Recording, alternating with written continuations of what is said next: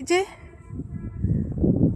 আমি যে মাটিগুলো দেখাচ্ছি, একটু দেখাই।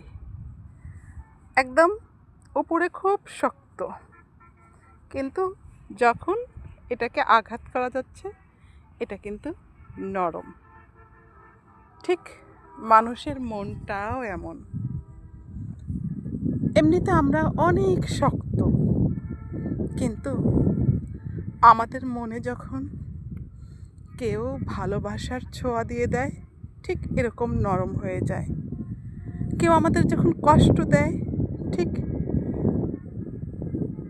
বরফ যেমন শক্ত থাকে, তারপর তাপ পেলে আস্তে আস্তে গলে যায়, ঠিক আমাদের মনটাও একদম শীতল পাথর হয়ে আস্তে আস্তে বরফের মতো গলতে থাকে, তাই তো?